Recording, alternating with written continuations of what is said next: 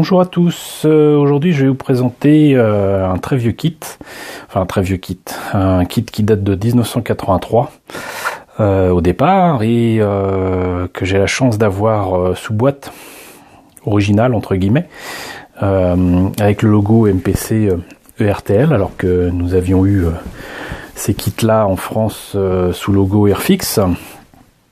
Et cette boîte représente en fait une réédition de la fin des années 80, si je me trompe pas, des kits de Star Wars. Alors il s'agit, comme vous le voyez ici, du AT-AT, le quadripode impérial que l'on voit surtout dans l'Empire contre-attaque, mais là, qui est dans sa version Retour du Jedi, puisqu'on le voit un petit peu sur la lune d'Endor transporter Luke vers son père Dark Vador sur, comment dirais-je, une des bases impériales où se situe une piste d'atterrissage qui l'amènera vers une navette et vers l'empereur sur la nouvelle étoile noire.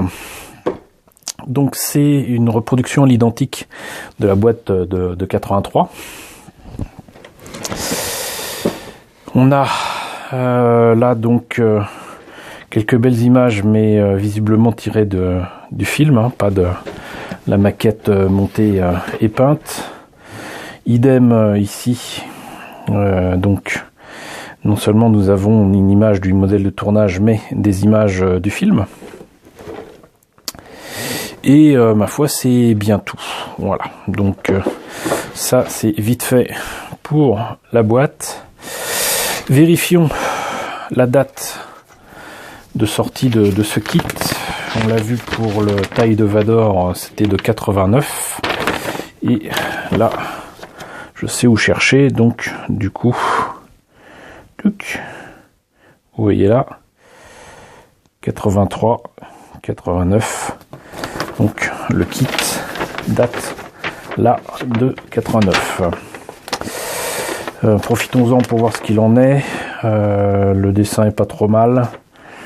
Il y a une particularité avec ce kit, c'est qu'il n'y a pas que le AT-AT dedans, il y a des tourelles rebelles pour éventuellement peut-être faire le diorama avec l'attaque sur off, ce qui prouve que le kit date bel et bien de l'Empire contre-attaque en fait, et non pas du Retour du Jedi.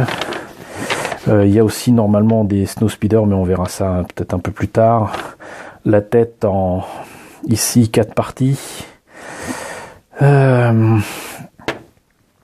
Le corps lui-même du AT-AT. Le coup en 2 parties, ça a toujours été un gros problème, ça, avec les anneaux pour limer et refaire ça correctement, c'est juste une horreur. Alors particularité, c'est que l'arrière de la tête et une partie du corps est relié avec en fait un élastique, et des pièces vont les tenir en place, et cette petite pièce que vous voyez là est en fait une pièce qui ne restera pas, qui sert juste à tirer l'élastique et faire en sorte que ça tienne. Donc du coup la tête reste sur le reste du corps, et ça nous fait un coup articulé assez facilement, à supposer que l'élastique tienne dans le temps, ce qui n'a pas été le cas de mon modèle que j'avais fabriqué dans les années 80. Donc là on a le corps et la tête, les armes qu'on rajoute à la dernière minute, comment dirais-je, les autres pièces qui permettront de tenir les jambes. Et l'autre particularité, donc effectivement ici, c'est que nous avons 2 jambes articulées et 2 jambes qui ne le sont pas. Alors ça, je n'ai jamais compris quoi que ce soit à ce niveau-là. Ce kit est sympathique, quoique bourré de pas mal de défauts, mais donc en fait, si vous voulez avoir un modèle articulé, il vous faudra en avoir 2. Alors bon, depuis le temps, j'en ai eu plus que ça, mais je ferai en sorte de correspondre à mes plans d'il y a 20 ou 30 ans, savoir me faire un AT-AT de ce modèle-là qui soit entièrement articulé, mais ça fait quand même bizarre donc de devoir acheter 2 kits pour pouvoir faire un modèle à articuler, sans quoi on se retrouve avec 2 pieds articulés, enfin 2 jambes articulées et 2 autres qui ne le sont pas. Bon. Qu'importe. Pour les pièces, ça m'a l'air d'être quand même un petit peu plus correct que le taille de Vador, pas de flash ou de défaut visible pour ce que je peux en voir là. Donc là, on a les 2 tourelles rebelles, les fameuses jambes. C'est bizarre, je vois pas les Snowspeeder. Donc une partie de... Ah voilà. Une partie de la tête avec les jambes, le reste du corps. Et voilà. Donc ça n'est pas dans les plans de montage.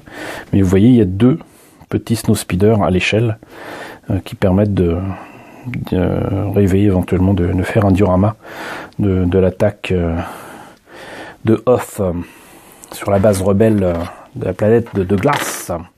Et donc je parlais de défauts pour ce kit. Alors je sais pas si c'est très visible à l'écran là, mais beaucoup de détails qui devraient être en creux pour les panneaux là sont en fait en plein. Et ça gâche tout, vraiment tout. Il y a quelques détails ici, mais pareil, il y a des trucs qui devraient être en creux et qui sont en plein. Enfin bon, tout est à revoir ici au niveau du paneling. Et là où ça devient un poil gênant aussi, que je vous dise pas de bêtises, c'est pour l'arrière du AT-AT pour une raison inconnue. Peut-être parce qu'en fait ils ont pris en compte des photos d'un modèle de tournage où il manquait des pièces, mais là il y a une espèce de petite plaque ici de blindage qui vient je crois d'une tourelle de DCA ou d'un canon quelconque allemand, une maquette en 72 ou en 48, enfin qu'importe. Là il y a une pièce ici et de l'autre côté ça n'y est pas. Voilà, bon. C'est un peu déroutant aussi à ce niveau-là, ça fait partie des bizarreries des kits Star Wars, de la façon dont ça a été réalisé. Donc voilà, petite présentation rapide du AT-AT classique, on va dire, avec une édition Retour du Jedi, alors que très visiblement le kit a été fait pour représenter l'attaque sur la planète rebelle de Hoth par les forces impériales. J'espère que la présentation de ce kit en vidéo vous a plu. Si c'est le cas, n'hésitez pas en tout cas à me dire ce que vous en pensez en commentaire. Je vous invite à partager cette vidéo si vous pouvez, à vous abonner si ce n'est pas déjà le cas. Et je vous retrouve très bientôt pour la présentation de